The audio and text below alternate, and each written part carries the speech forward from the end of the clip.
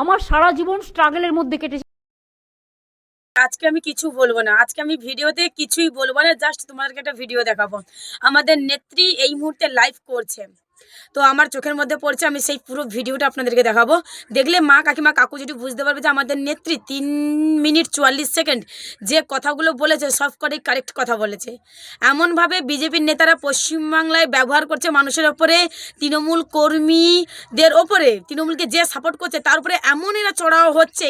এখানে গিয়ে বলছে মাছ খাবে না, সেখানে বলছে এটা করবে না, মনে হচ্ছে যেন এটা বিজেপি শাসিত রাজ্য। এমনভাবে তাদের ব্যবহার আচার। হ্যাঁ, আমাদের নেত্রীও বলছে, এটা কিন্তু আপনাকে অস্বীকার করতে পারবে না। পুরো ভিডিওটা দেখো, বুঝতে পারবে যে বিজেপি আসলে কি, যে রাজ্যে এরা ক্ষমতাই নেই। তবে আমি একটা কথা বলি, আমাদের নেত্রী যে কথাটা বলেছে না, এই কথার মধ্যে কিন্তু আমি একজন অঞ্চলের মেম্বার, তবে অঞ্চলটা বিজেপি দখলে। বুঝতে পেরেছি কি বলেছি? সেম টু সেম আমাদের সঙ্গে গেম খেলছে। মনে হচ্ছে যেন সত্যি এটা বিজেপি শাসিত রাজ্য হয়ে গেছে। আমরা তৃণমূল কংগ্রেসের কর্মী, আমরা অঞ্চলে ঢুকি, আমরা অঞ্চলে কাজ করতে পারি না ভাই। অদ্ভুত ধরনের এরা এখনো পশ্চিমবাংলায় ক্ষমতায় আসেনি। যে অঞ্চল পুরো রাজ্য সরকারের নেতৃত্বে চলছে, রাজ্য সরকারের ফান্ড থেকে অঞ্চল কাজ করছে, সেই অঞ্চলের সে যে হোক না, অঞ্চল যিনি প্রধান বা অঞ্চল যার নেতৃত্বে চলছে তার এমন হুকুম বিজেপির প্রতি চিনে যেতে মনে হয় যেন পশ্চিমবাংলার বিজেপির। তো দেখো নেত্রী কি বলছে, শোনো। আমার সারা জীবন স্ট্রাগলের মধ্যে কেটেছে। যতদিন সিপিএম ছিল মার খেতে খেতে এগিয়েছি, জীবন মৃত্যু পায়ে ভিত্ত করে এগিয়েছি। আর যেদিন থেকে এই বিজেপি সরকার এসছে, সকাল থেকে রাত পর্যন্ত যেন মনে হয় আমরা এখানে অপোজিশনে আছি আর ওরা রুলিংয়ে আছে।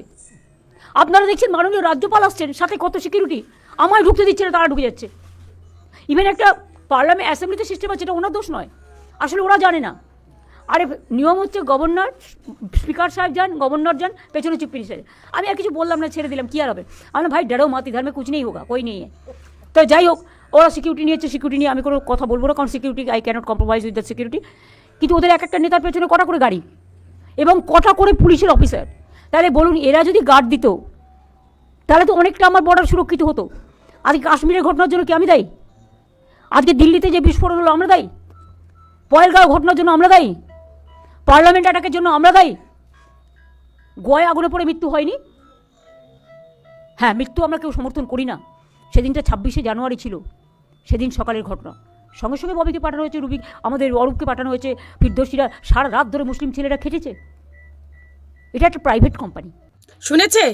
শুনেছেন যেহেতু 3 মিনিট 44 সেকেন্ডের ভিডিও, আমি আর বাকিটা শোনাচ্ছি না। তবে নেত্রী কিন্তু একটা খুব দুর্দান্ত কথা বলেছে।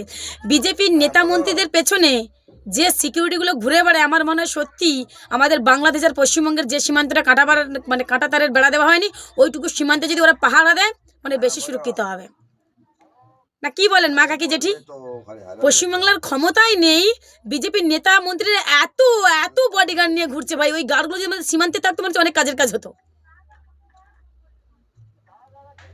না। মা কাকিমা কাকু জেঠি, তোমরা কি বলো?